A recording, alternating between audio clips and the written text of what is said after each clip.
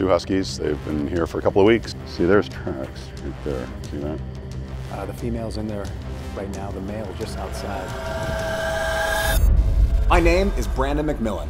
As a professional animal trainer, I've spent my entire career traveling the world, seeing it for its beauty and its grit. Every country I've visited, no matter how beautiful, always seem to have a similar problem. Its stray population. This includes my own city, Los Angeles, California. It has one of the largest stray populations in the entire country. My mission, capture these dogs safely and get them the help they need.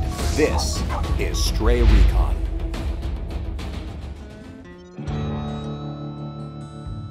Today I'm in the high desert of California on a mission to find two Huskies that were dumped several weeks ago. A delivery woman spotted them but couldn't catch them. She's been leaving food and water for them every day in an attempt to keep them alive.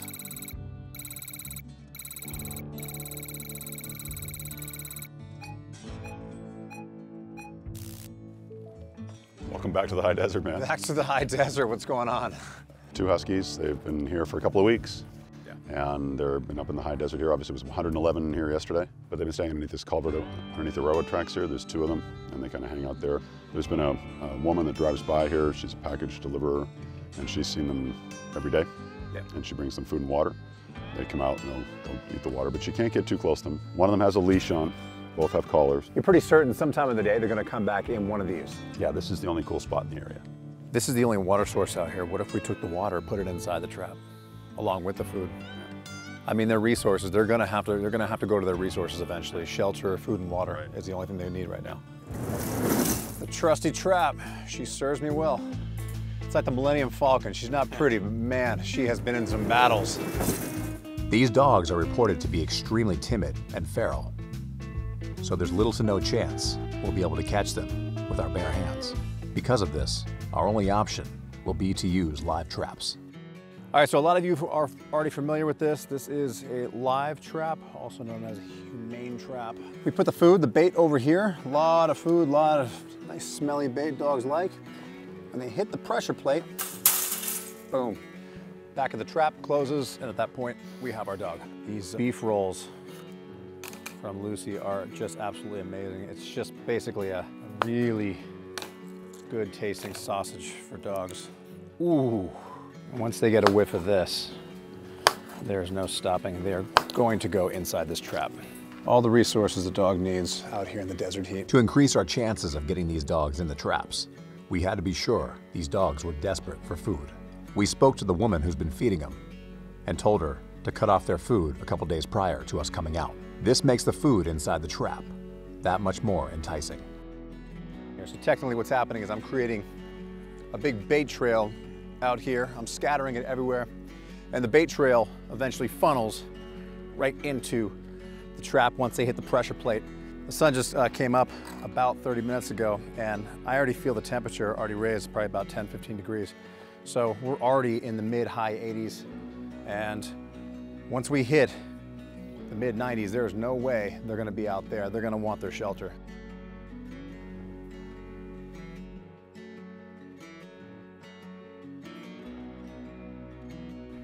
You know, they can travel 5 to 10 miles a day, depending on their curiosity and desire, but they want to be near their homes. I don't think they'd be too far away.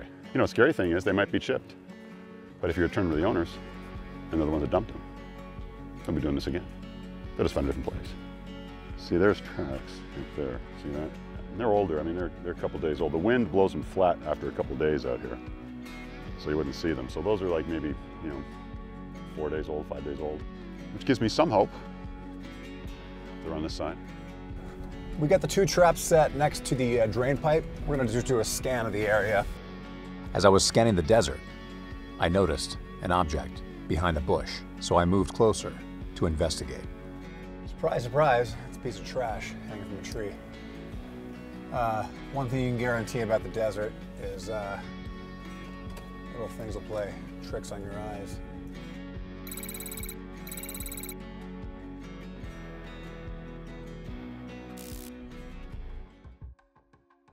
Huskies.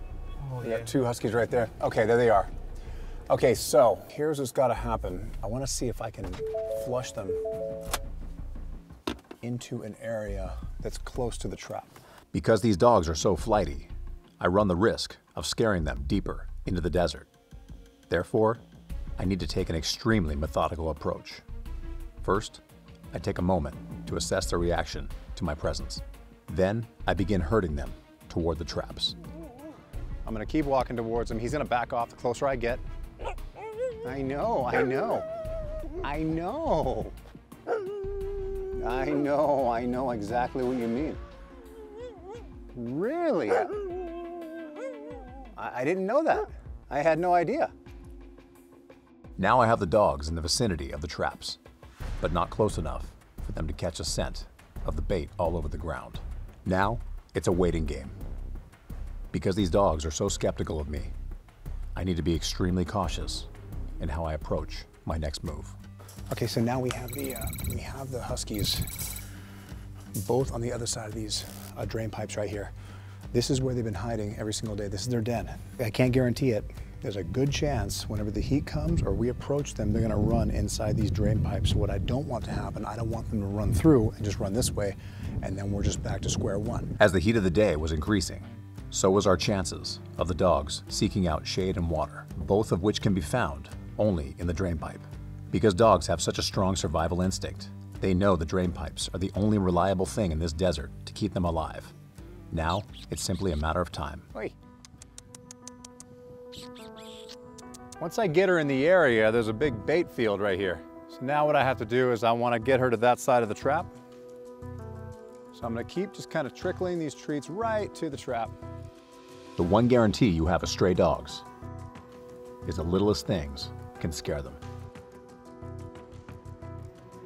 Oh no, something spooked her. A short time later, I backed off and allowed them to investigate the traps by themselves. Man, these guys are savvy. It's just a big cat and mouse game with them. One side's blocked, the other side has the trap. For one reason or another, these guys are not going inside. They either don't trust it or they are extremely, extremely savvy. The heat of the day finally got too intense for them, which forced them into the drain pipe. Now, they need water, which can only be found inside the trap. The female's in there right now. The male's just outside. The female's not far enough in to hit the pressure plate, so she needs to go all the way back. See, now she's on the other side of the trap. She's investigating everything on that side of the trap. So she's checking out what he's trying to get to, but he's just not bold enough to go in yet. Oh, he sees it.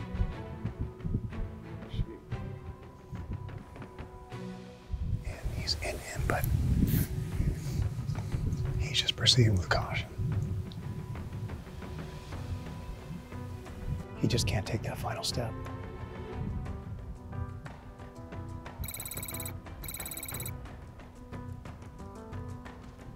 Okay, so here's the situation. Both the traps, we've had it here for hours. Dogs are not going in. The only way I can get them is with this thing right here. Unfortunately, this is where bad things happen because I don't know these dogs. The back of the drain pipe is sealed off. Now the goal is for me to approach and corner them so I can get a catch pole around their neck. They just won't let you near them. They will not let you within 20, 30 feet of them. I'm inside the drain pipe right now, and I reset the trap at the end of the drain pipe. So this is where they hang out during the heat of the day. It's getting very hot out. They're gonna have to come in this drain pipe eventually, and when they come in here, there's water and food waiting in that trap for them. The heat of the day has increased their desperation for water. This is where rational animals begin making irrational decisions.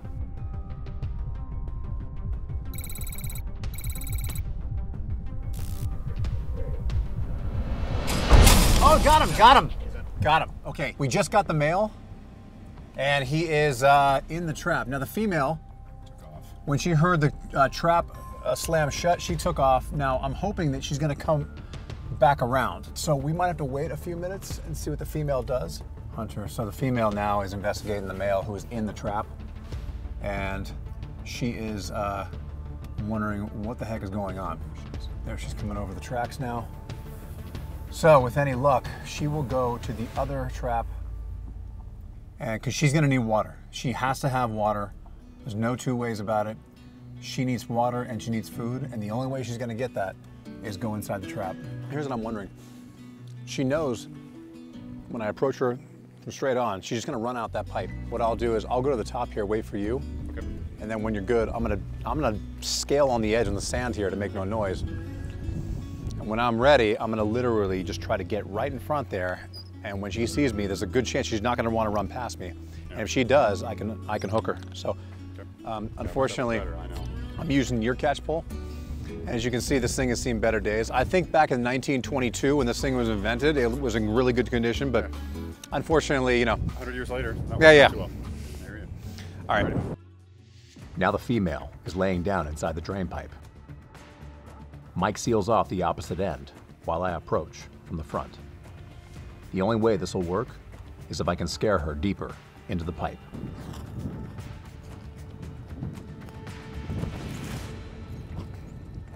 There's no way. There's no way. She's just too fast. Approaching the female is simply out of the question. The only way to catch her is inside the trap. Once he was caught, now she is on guard. The female has retreated into the desert. While we wait for her return, we load up the male to get him out of the Hi, heat. sweet boy. Hi. Huh? Don't worry, I'm gonna help you out. The leash is connected to a choke chain, which is never a good thing when you're dragging it around, because what happens is it rocks everything. It can constantly be caught on something, and if he panics, then you know, he could choke himself out. So I don't know what his deal is. I don't know if he was just released this way with a leash on. I don't see the logic in that. If you're gonna release a dog, why leave a leash on it? Or he literally slipped out of the hands of somebody who was walking him. I just don't know. Hi, sweet boy. Hi. The good news is he's getting water. This is why he went in the trap, because he had no choice but to get water, so that was the game plan. The only way to get water was go inside the trap, so that's how we got him. He seems sweet. Yeah. I mean, he doesn't care. I'm petting him. Hi, sweet boy.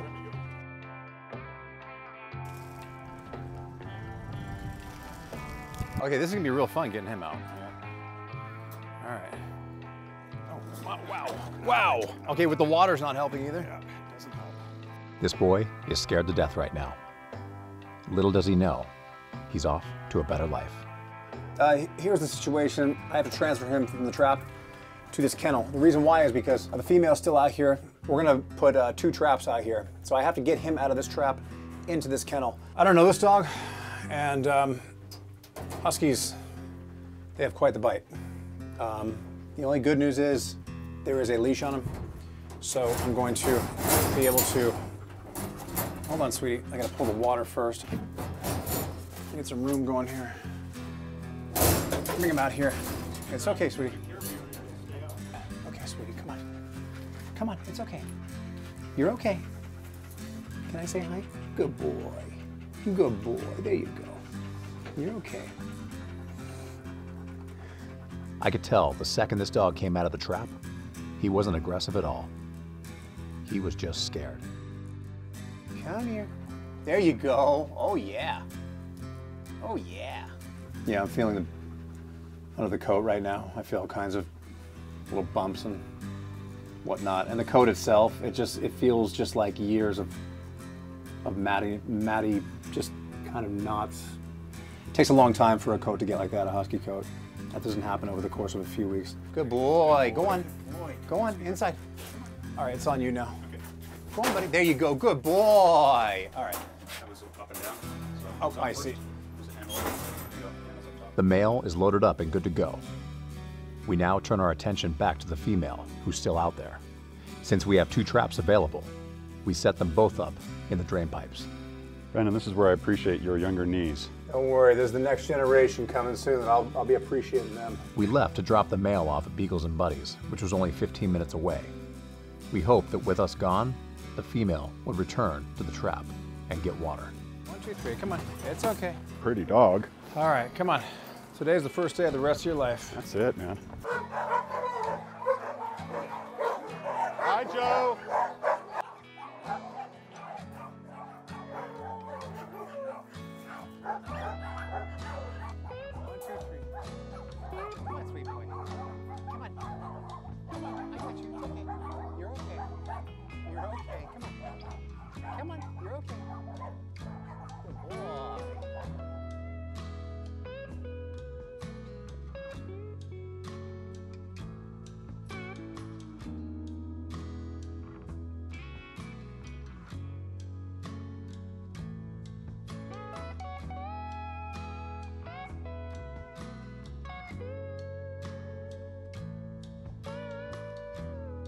All right, good boy. Oh, look at that. Good boy. That feels so good. Oh, that feels so good. Come on.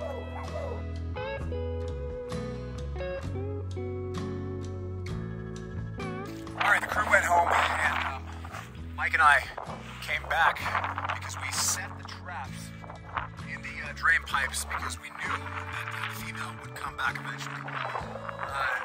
When she saw her brother caught in the trap, she freaked out and ran. So we knew that there was a little to no chance that she would come back when we were standing here. So we went ahead and left. It took us about 45 minutes to load the other dog and meet with buddies. And 45 minutes later, we were back here, and lo and behold, we got her. And there she is. It's okay, sweetheart.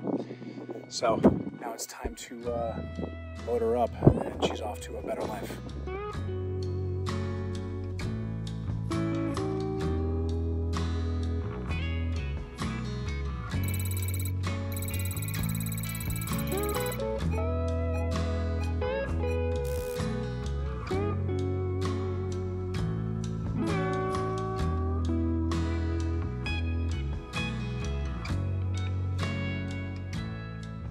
All right, everyone, thanks for tuning in to this extremely intense episode. It's unbelievable that 2 Huskies survived that long out there in the 112-degree heat every day. But now they're safe and sound and definitely cooling off, looking for their forever homes. If you like what you saw today, go ahead and subscribe, like, comment, and share. I'm Brandon McMillan. Thanks for watching.